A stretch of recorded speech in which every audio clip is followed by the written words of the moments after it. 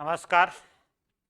आज अनुपात की अपनी अंतिम क्लास है और इस क्लास में कुछ प्रश्न जो बाकी रह गए हैं उनको पढ़ेंगे।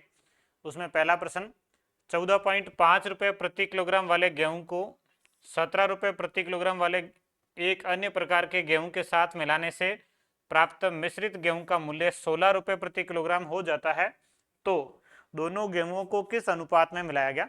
ऐसे प्रश्नों को अपन पहले पढ़ चुके हैं। अनुपात के जो प्रश्न थे ऐसे ही औसत में भी आए थे। एक इसका मिश्रण का नियम था कि ये 14.5 रुपये प्रति किलोग्राम वाला एक गेहूं है और इसको मिला रहे हैं 17 रुपये प्रति किलोग्राम वाले। इन दोनों गेहूं को मिला के जो मिश्रण बन रहा है वो बन रहा है 16 रुपये प्रति किलोग्राम का। तो इन दोनों को किस अनुपात में मिलाया गया, तो क्रॉस घटा के इनका अनुपात आ जाएगा। पहले वाले गेहूं को दूसरे वाले गेहूं के साथ किस अनुपात में मिलाया। इन दोनों को घटाएंगे, 14.5 और 16 का अंतर आ जाएगा 1.5। इन दोनों का अंतर लेना, इधर इन दोनों का अंतर लेना, इधर अंतर आएगा 1 अनुपात 1.5। अब इसको सरल अनुपात बदलेंगे तो 1.5 पॉइंट हटेगा तो बटे में आ जाएगा 10। 10 का इधर गुणा कर लो 1 से, 10 अनुपात 15 और 5 से कट जाएंगे 2 अनुपात 3। तो इसका जो सरल अनुपात आएगा वो 2 अनुपात 3 आएगा कि इसके 2 किलोग्राम इसके 3 किलोग्राम आपस में मिलाएंगे तो जो 5 किलोग्राम मिश्रण बनेगा वो 16 रुपये प्रति किलोग्राम का बनेगा। इसको आप थोड़ा सा चेक भी कर सकते हो कि 14.5 के हिसाब से 2 किलोग्राम है और 17 के हिसाब से 3 किलोग्राम है। 14.5 के हिसाब से 2, 14 14 28 ने 29 रुपये हो जाएंगे और 17 के हिसाब से 3, 17 या 51 रुपये हो जाएंगे। टोटल कितने रुपए हो गए, तो 50 भी 70 ने 80 रुपये हो गए। टोटल 80 रुपये हुए और टोटल कितने किलो बना है, 5 किलो बना। 2 किलो ये, 3 किलो ये, 5 किलो मिश्रण है, 80 रुपये का है। तो 1 किलो कितने का हो गया, 80 में 5 का भाग देंगे तो 16 रुपये का 1 किलो हो गया। मतलब मिश्रण का मूल्य कितना है, 16 रुपये है। इधर से भी मिश्रण का मूल्य कितना है, 16 रुपये। तो ये इसका तरीका रहता है। अनुपात को आप ऑप्शन से भी हल कर सकते, 2 अनुपात 3 लेते, पहले का 2 और दूसरे का 3 लेके देखो, मिश्रण 5 किलो बन रहा है वो 16 के हिसाब से बन रहा है तो सही है, नहीं बन रहा तो गलत है। तो ये बन रहा है तो इसका उत्तर आ जाएगा 2 अनुपात 3। अगला, ए बी के घन के समानुपाती है। यदि ए 81 है तो बी 3 है। ए बी के घन के समानुपाती, ए समानुपाती बी क्यूब, बी का घन, समानुपाती चिन्ह हटेगा तो एक संख्या लिख लेते हैं जैसे x, ए बराबर एक्स बी क्यूब। बी के घन के समानुपाती, समानुपाती चिन्ह हटता तब एक संख्या कांस्टेंट जो लिखते हैं वो लिखेंगे x। अब ए और बी का मान दे रखा जहां से आप कांस्टेंट का मान ज्ञात करेंगे। तो ए का मान तो 81 है, x और बी का मान है 3, 3 का क्यूब, 3 का क्यूब होता 27, 27 का भाग दे दो 81 में, 81 बटे 27 बराबर इधर बचेगा x। 81 में 27 का भाग 3 बार, तो x का जो मान आएगा वो कितना आएगा, 3 आएगा।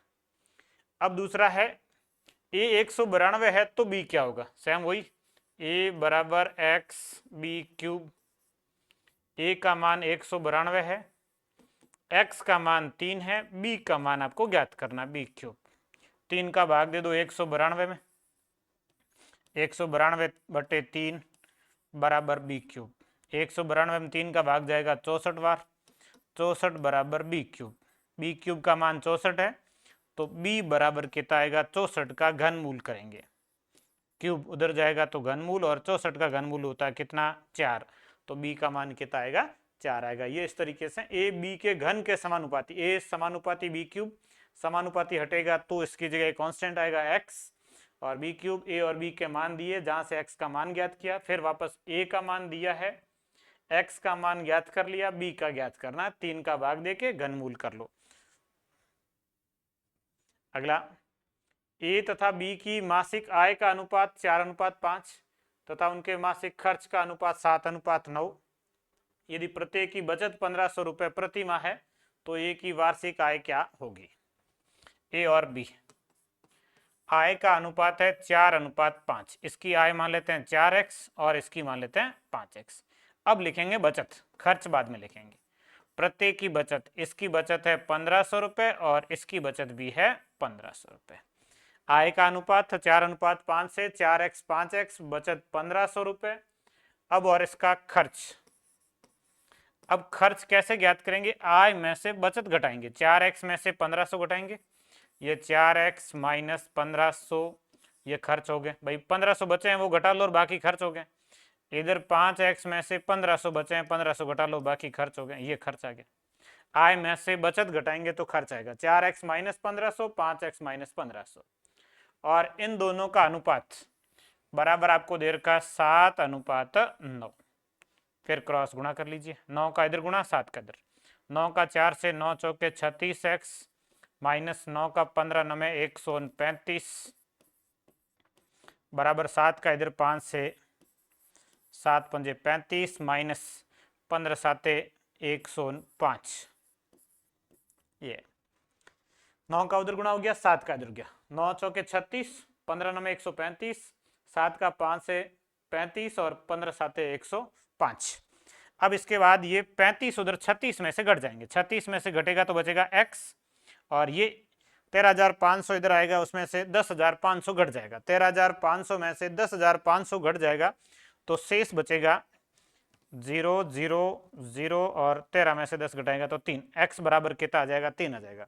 ये 13,500 है, 10,500 घटा लेंगे, x का मान आएगा 3,000।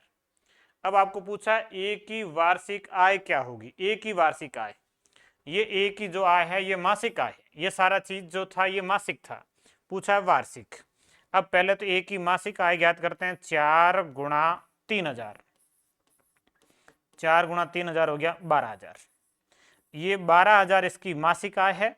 वार्षिक कितनी होगी, तो 12 महीनों का 12 से गुणा कर लो, 12,000 गुणा 12, 12 गुणा 12 144 और 3 0, 1,44,000 इसकी वार्षिक आय होगी। वार्षिक पूछी है तो 1,44,000, मासिक कितनी है तो 12,000।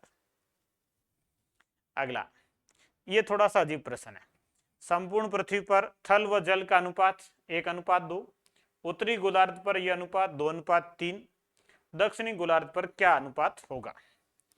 उत्तरी गोलार्ध, दक्षिणी गोलार्ध और दोनों की बराबर मात्रा मिलाने से पृथ्वी बनेगी संपूर्ण, यह है उत्तरी गोलार्ध, दक्षिणी गोलार्ध और मिलाने से संपूर्ण पृथ्वी का बनेगा।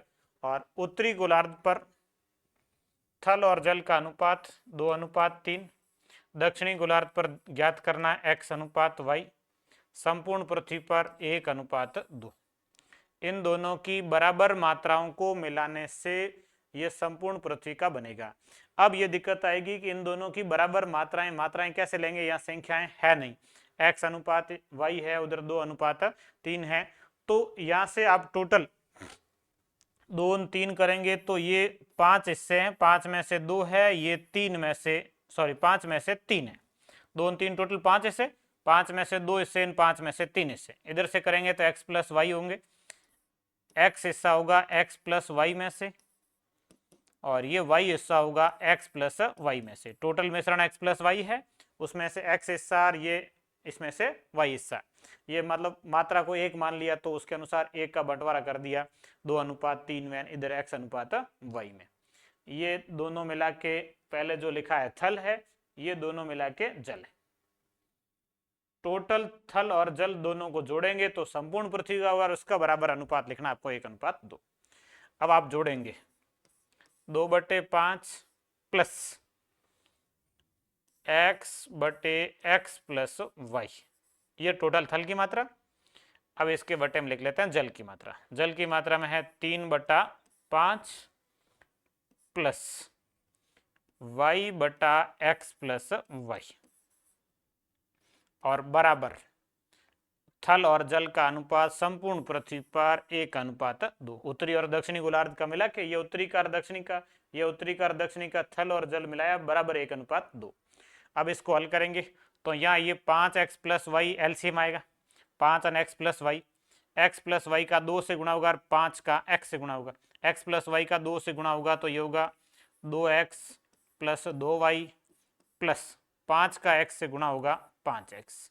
फिर जो एलसीएम होगा इस एलसीएम से कट जाएगा, क्योंकि इसमें भी एलसीएम सेम है तो कट जाएगा, तो इधर ये गुणा कर लेते हैं 3 का x प्लस वाई से, 3x प्लस 3y प्लस 5 का y से गुणा, 5 का y से गुणा, ये इधर गुणा, फिर ये एलसीएम आपस में कट गए, ये संख्याएं बची बराबर है 1:2। अब इसको हल करना है तो 5 और 2 7x हो जाएगा, 7x प्लस 2y बटे में 3x प्लस x 3 ही है, y 8 हो जाएंगे, 3x प्लस 8y बराबर 1:2। अब क्रॉस गुणा कर लो, उधर 7 का 2 से गुणा, 7 गुणा 2 14x प्लस 2y बराबर, सॉरी 2 नहीं 4, 2 का भी 2 से गुणा होगा, बटे का 2 उधर गुणा हो रहा है, 4y बराबर ये 3x plus 8y, 3x plus 8y। अब 3 घट जाएगा उधर 14 में से 11x, 4 घट जाएगा इधर 8 में से 4y, ये 4y इधर 8y में से घट जाएगा 4y, तो ये 11x बराबर 4y है। यहाँ से आप x अनुपात यदि y लिखें, x अनुपात y लिखेंगे तो x का अनुपात आएगा 4 और y का आएगा 11। तो दक्षिणी गोलार्ध पर थल और जल का अनुपात 4:11 होगा। यह इस तरीके का है। बराबर मात्राएं हैं क्योंकि उत्तरी और दक्षिणी गोलार्ध दोनों बराबर है, दोनों की बराबर मात्राएं से संपूर्ण पृथ्वी बनेगी, तो इसका मान लिया गया, थल जल ज्ञात कर लिया गया, दोनों को जोड़ के बराबर इसका अनुपात लिखा और इसकी कैलकुलेशन की, तो इसका उत्तर आ जाएगा 4:11। समझ नहीं आया तो आप एक बार शुरू से इसको पूरा ही वापस देख लीजिए, वीडियो को वापस करके, तो आपको पूरा समझ आ जाएगा। अगला ये भी थोड़ा सा हार्ड प्रश्न है, ये एक दो ऐसे हार्ड प्रश्न ही हैं। ए बी सी की आय का अनुपात 7:9:12, इनके खर्च का अनुपात 8:9:15, ए की बचत उसकी कुल आय का 1/4 भाग हो तो ए बी सी की बचत का अनुपात क्या होगा। इसकी भी कैलकुलेशन काफ़ी हार्ड है। आय का अनुपात दे रखा है ए बी सी की, मान लेते हैं इसकी 7x, इसकी 9x और इसकी 12x, ये आय। फिर आपको दे रखा है खर्च, खर्च का अनुपात है 8:9:15, इसको गुणा कर लेते हैं y से, 8y 9y 15y, ये खर्च। आय और खर्च अनुपात था आय का खर्च का। अब आप इसकी ज्ञात करेंगे बचत, और जो बचत होगी वो घटेगा 7x minus 8y, 7x minus 8y, आय में से खर्च घटा लो बचत, इधर 9x माइनस 9y और इधर 12x माइनस 15y, ये इनकी बचत होगी। 7x minus 8y, 9x minus 9y, 12x minus 15y, ये इनकी बचत। आय खर्च का अनुपात दोनों मान लिए बचत।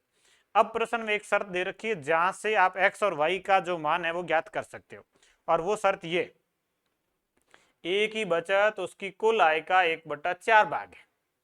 ए की जो बचत है वो कुल आय का 1/4 भाग है, तो ए की जो बचत है वो है 7x माइनस 8y, और इसकी कुल आय का 1/4 भाग है, तो कुल x आय है उसकी 7x, उसका 1/4 भाग करेंगे तो बटे में 4 आ जाएगा। ए की बचत कुल आय का 1/4 भाग, ए की कुल आय 7x, इसका चौथा हिस्सा बदले में 4, 4 का इधर गुणा कर लो, 7 चौके 28x माइनस 8 चौके 32y और बराबर है ये 7x। 32y इधर ले आओ, 7 इधर घटा लो 28 में से, 28 में से 7 घटाएंगे तो 21, 21x बराबर 32y, ये x और y का अनुपात आ गया। x का अनुपात 32 और y का अनुपात 21, 32:21, x अनुपात y का मान आ गया है। अब आपको बचत का अनुपात इन तीनों का मान पूछा, x और y का मान लिखेंगे, x का मान 32 लिखेंगे, y का मान 21 लिखेंगे। अब तो इसको 7x माइनस 8y,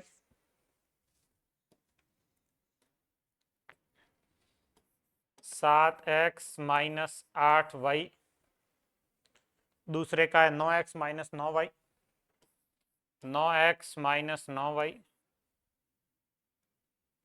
और तीसरे का 12x minus 15y, 12x minus 15y, और x अनुपात y जो अपन ने ज्ञात किया 32-21, ये 32 है और ये 21 है। x और y का अनुपात 32-21 है, मान रख लो, ये इसको मान रखेंगे 7 गुणा x का मान लिखना है 32 माइनस 8 गुणा y का मान लिखना है 21 बराबर हल करेंगे, 7 का 2 से गुणा 14, हासिल लगेगा 1, 7 का 3 से 21, 1 22, 224 माइनस 8 का 1 से गुणा 8, 8 का 2 से 16, फिर घटा लीजिए, 14 में से 8 घटाएंगे शेष बचेगा 6, एक हाथ से ले दिया 21, और 21 में से आप 16 घटा लेंगे तो 21 में से 16 घटाएंगे तो शेष बचेंगे 5, तो ये आएगा 56 ए का। फिर बी का 9x माइनस 9y, तो 9 कॉमन ले लेते हैं, x माइनस वाई लिख लेते हैं, x 32 माइनस वाई 21, 32 में से 21 घटाएंगे तो बचेगा 11, इसमें 9 कॉमन है, दोनों में सेम है, तो 32 माइनस 21 11, 11 का 9 से गुणा 99, ये आ जाएगा बी का। सी का कितना होगा, तो 12 गुणा 32 माइनस 15 गुणा 21, 12 गुणा 32, 12 का 2 से गुणा 24, 12 तिया 36, 36 2 38, ये 15 का 1 से गुणा 15, 15 2 30 1 31, 315, 14 में से 5 घटाएंगे तो 9, और 7 में से 1 घटाएंगे तो 6, ये आएगा 69, तो तीसरे का कितना आ रहा 69, तो तीनों की ए बी और सी इनकी जो बचत का अनुपात है वह 56 अनुपात 99 अनुपात 69, किसी से संख्याएं कट नहीं रही है, ये इसका उत्तर आएगा 56 99 69। अब ये इतना हार्ड नहीं हो, मतलब कैलकुलेशन हार्ड है, बाकी प्रश्न हार्ड नहीं है। आय लिख ली, खर्च लिख लिया, एक में एक्स लिख लिया, एक में वाई लिख लिया, बचत इनको घटा लिया। फिर ये मैन ये है कि एक्स और वाई का मान कहां से आएगा, तो यहां से आएगा,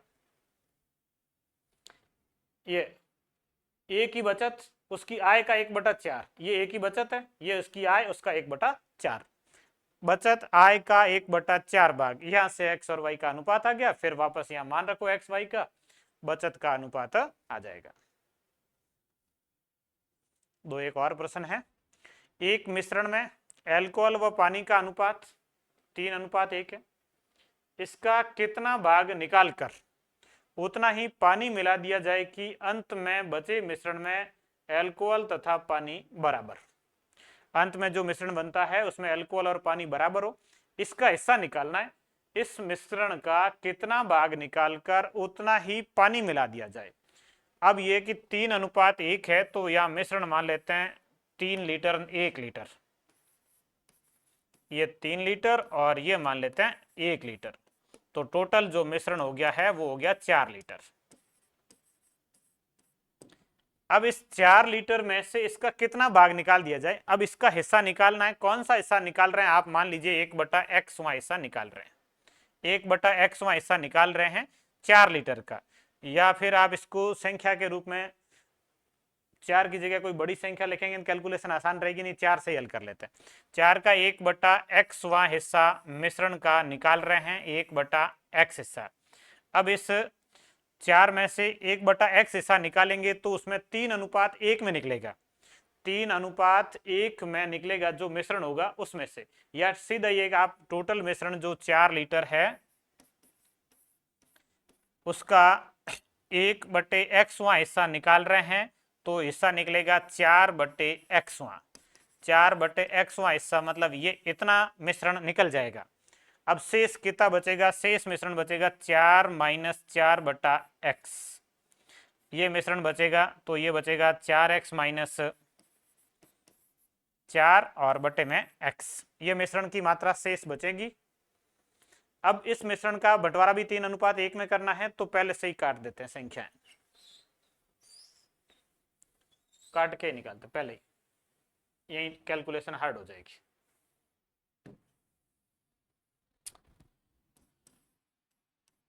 मिश्रण है जो 4 लीटर है, इसमें अल्कोहल और पानी है, अल्कोहल 3 लीटर है, पानी 1 लीटर है।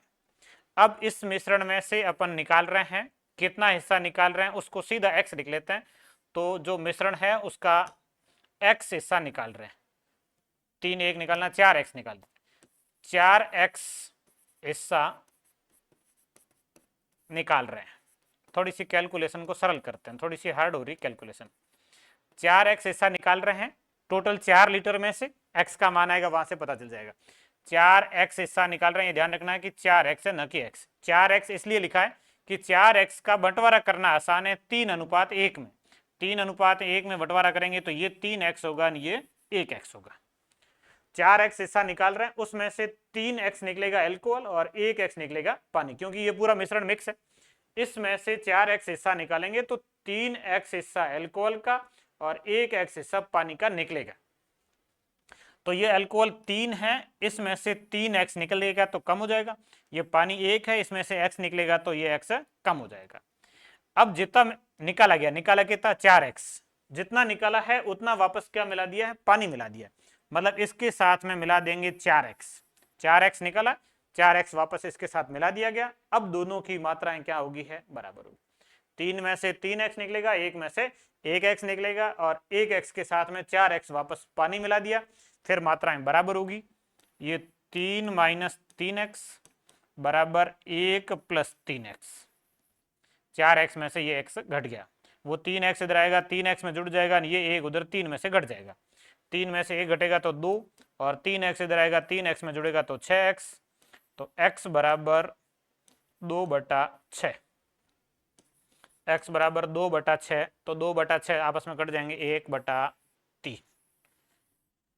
कितना हिस्सा निकाल रहे हैं, 4 का। मिश्रण 4 है, 4x लिया है तो x का मान कितना आएगा, 1/3 आएगा। ये 4 का कौन सा हिस्सा है, x हिस्सा, x का मान 1/3, तो इसका उत्तर आएगा कितना हिस्सा निकाल रहे हैं, 1/3 हिस्सा निकाल रहे हैं। मिश्रण का 1/3 हिस्सा निकाल के उसकी जगह पानी मिलाएंगे तो दोनों की मात्राएं क्या हो जाएगी, बराबर। आपका उत्तर आएगा 1/3।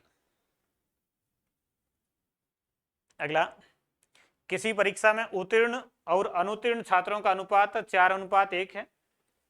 यदि उस परीक्षा में 30 छात्र कम सम्मिलित होते और 20 छात्र कम उत्तीर्ण होते तो उत्तीर्ण और अनुत्तीर्ण छात्रों का अनुपात 5:1 होता। परीक्षा में कुल कितने छात्र सम्मिलित हुए। उत्तीर्ण और अनुत्तीर्ण, उत्तीर्ण पास, अनुत्तीर्ण फेल। अनुपात है 4:1। मान लीजिए 4x ये x। अब यदि परीक्षा में 30 छात्र कम सम्मिलित होते, टोटल छात्र कुल 4x और 1x हो गया 5x। 30 छात्र कम सम्मिलित होते और 20 कम उत्तीर्ण होते। 20 उत्तीर्ण कम हो रहे, उत्तीर्ण कितने हो रहे थे, 4x। अब ये 20 कम उत्तीर्ण होंगे, 20 कम उत्तीर्ण होंगे। अब छात्रों की संख्या है वो पहले से कितनी है, 30 कम है। अब छात्रों की संख्या है 5x - 30। छात्र थे 5x, उसमें यह था कि परीक्षा में 30 छात्र कम सम्मिलित होते हैं तो 5x - 30, 20 कम पास होते हैं तो 4x - 20। अब फेल कितने हुए, ये टोटल है, इसमें से घटा दो। टोटल में से पास वाले घटा लीजिए। ये 5x - 30 में से यदि 4x - 20 घटाएं तो यहाँ ध्यान रखना है कि ये दोनों घटेंगे तो ये माइनस का ये प्लस का होगा। 5x - 30 ये -4x + 20। 5 में से 4 घटेगा x, 20 में से 30 घटेंगे -10। नॉर्मली आप सीधा देख सकते हैं कि इसमें 20 टोटल 30 कम हुए, इसमें 20 कम हुए तो इसमें 10 कम हुए होंगे। टोटल 30 कम हुए, उसमें ये 20 इसमें कम हुए तो 10 इसमें भी कम होंगे, तो x - 10। फेल कितने हुए हैं, x - 10। पास कितने हुए हैं, 4x - 20। और इन दोनों का जो अनुपात है वो है 5:1। अब इसके बराबर 5:1 लिखना है, x का मान आ जाएगा। 1 से गुणा करेंगे तो ये सेम रहेगा, 4x - 20। 5 से गुणा करेंगे तो ये 5x - 50। 5x में से 4x घटेगा तो इधर बचेगा x, 50 उधर जाएगा और 20 घट जाएगा, शेष बचेंगे 30। ये 50 प्लस होगा, 20 घटेगा, 4x इधर 5x में से घटेगा, x बराबर 30। तो परीक्षा में कितने छात्र सम्मिलित हुए थे, ये हुए थे 5x। कुल कितने छात्र थे, 5x थे। 5x और 5 गुणा x का मान 30, 5 गुणा 30 150। कुल कितने छात्र सम्मिलित हुए, 150 छात्र सम्मिलित हुए। अगला,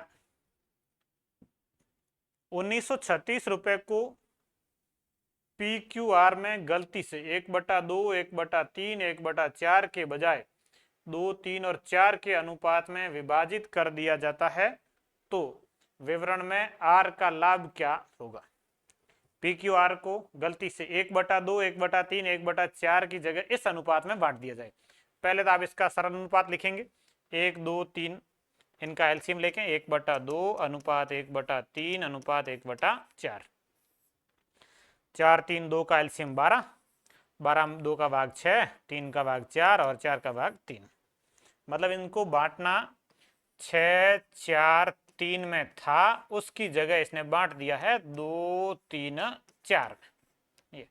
ये इसका सरल अनुपात है। 6, 4, 3, 6, 4, 3 में बांटना था, उसकी जगह 2, 3, 4 में बांट लेते हैं। तो आर को लाभ क्या होगा, मतलब आर का पहले का हिस्सा और बाद का हिस्सा ज्ञात करना है, और उसमें जो डिफरेंस आ रहा है वो आर का लाभ होगा। तो आर का हिस्सा ज्ञात करेंगे। पहले 936 है, इसमें पहले कितने हिस्से करने थे, 6, 4, 10 और 3, 13 हिस्से करने थे। 13 का भाग 13 7 91, 2 से बचेंगे, 13 2 26, 72। और आर का अनुपात है 3, तो 3 से गुणा कर लेते हैं। 3 गुणा 2 6 और 7 गुणा 3 21, मतलब आर को 216 मिल रहे थे। अब इसमें 936 में कितने ऐसे करने हैं, 4, 3, 7 और 2, 9 ऐसे करने हैं। 9 ऐसे करेंगे, 1 और 9 चौके 36, 04, 104, 104 का गुणा कर लेते हैं 4 से, तो ये हो जाएगा 416। इस अनुपात से आर का हिस्सा 216 और इस अनुपात से आर का हिस्सा 416। आर का हिस्सा ज्ञात करना दोनों से। 936 को इस अनुपात में बांटेंगे तो आर को 216 मिलेगा, और इस अनुपात बांटेंगे तो 416 मिलेगा। तो इसकी जगह ये मिल रहे हैं, तो इसको लाभ हो गया। 216 की जगह 416 मिल रहा है, तो उसको लाभ होगा कितने रुपए का, 200 रुपए का। तो आर को 200 रुपए का लाभ होगा, इस अनुपात की बजाय इस अनुपात में। यहाँ टोटल 13 ऐसे करने थे, यहाँ टोटल 9 ऐसे करने, 9 में से 4 हिस्से आर के, या 13 में से 3 हिस्से आर के। एक हिस्सा 72, 3 हिस्से 216, इधर 9 ऐसे करेंगे तो एक हिस्सा 104, 4 हिस्से 416। डिफरेंस कितना, वो आर का लाभ है, डिफरेंस 200 नंबर। अगला 3 संख्याओं का अनुपात है, इन संख्याओं का योग। ये आसान सही प्रश्न है। 10, 12, 15 का एलसीएम ले लेते हैं, सरल अनुपात बदलेंगे, 60 आएगा।